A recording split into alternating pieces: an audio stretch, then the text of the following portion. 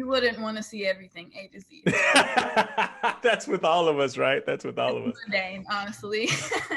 Welcome to another episode of Conversations for Financial Professionals, the podcast where we're shaping the next generation of financial advice. And today we have my friend and colleague, Jacqueline Schadeck. Jacqueline, you are a certified financial planner and accredited wealth management advisor, currently practicing in the ATL at Cheryl Hutchins Financial Advisory. You spent some time on the FPA board of Georgia, Kennesaw State University alum. Also, you are the recent author of Money, Planning, and Positivity. And I also consider you to be one of the foremost IG or Instagram personalities when it comes to someone doing it the right way and just being a role model for young planners. Welcome to the podcast. Hey, Dom, it's good to see you again. I'm excited to be here. You got the bio pretty much all accurate. You left out the fact that I am a dog mom and Mr. President is around here somewhere. So, you may see him. I know you and I have kind of talked about the, what I would call the overdone subject of, maybe the diversity, inclusion, and gender equality and things of that nature. But I think some of those topics kind of get pulled into what I want you to kind of opine on today, because as I'm kind of looking from the outside in, I think a lot of young advisors would see like myself or you or any of our other peers, and I'd be like, it's easy for you guys. You guys you've been doing it a while, but maybe kind of speak to like the process of what you just named. Like you're going back in your journal and you're looking at, oh, I did that thing. I figured out this thing, or no, that wasn't a good thing. Like, talk about how that has helped Jacqueline find her voice. So the process has not been easy. If you've heard me on any other kind of podcast or any other platform talking about my journey, I've lately, like in the last year or so, been explaining it as, okay, I said that, this thing happened in my life and it triggered me wanting to be a financial advisor. And then boom, here we are, CFP. And it's just like one linear, just journey. And I've elaborated on that recently and been like, yeah, it actually wasn't that easy at all. It actually was very difficult.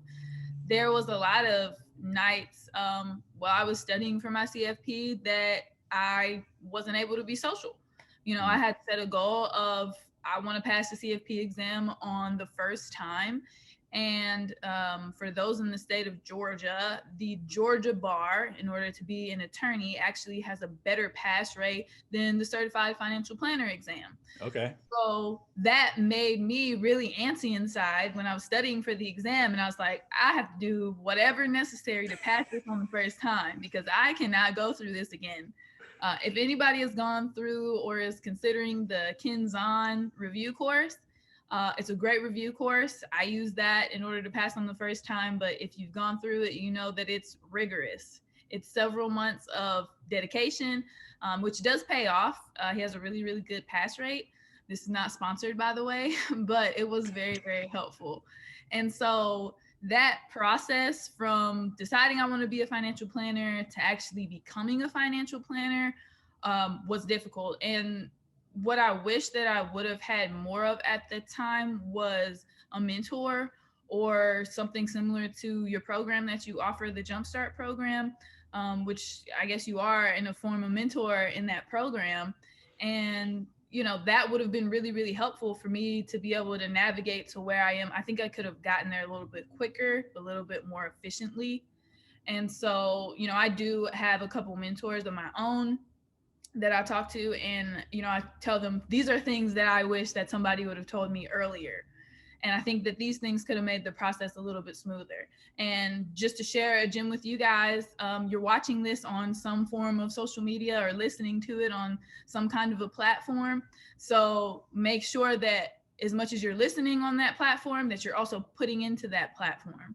So it's important that you're visible on that platform as well. Even if you're not entirely sure you're going to be a financial planner or you're going to be client facing, you never know what benefits are going to come from building a tribe, for lack of better words.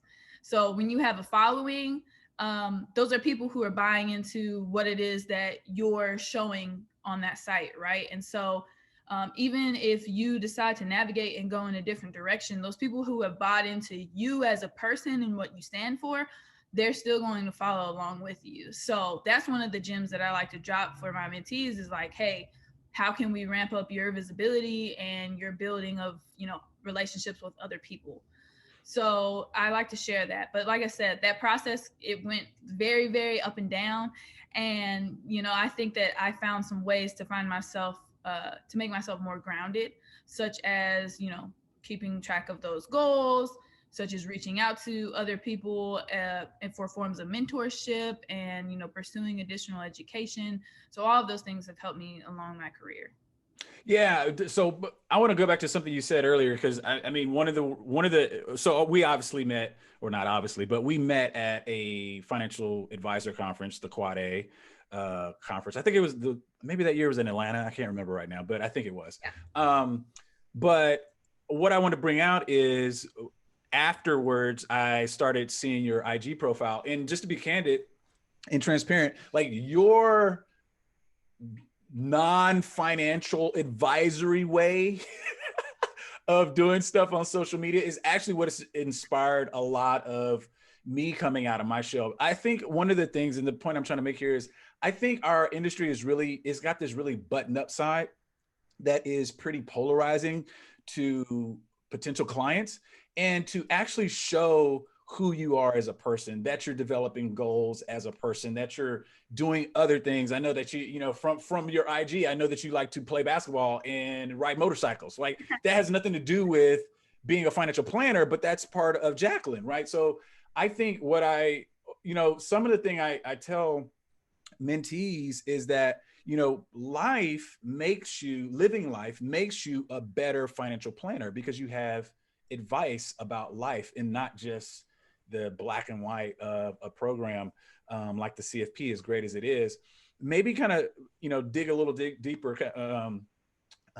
Shane Parrish says, double click on this issue of like how you started maybe tangibly developing some of the things that are kind of germane to you right now. Maybe you're like running past this, but other people are like, okay, wait, I need to have a plan. Like, I don't even journal or things like that. Maybe talk about how that started for you, or some of the milestones.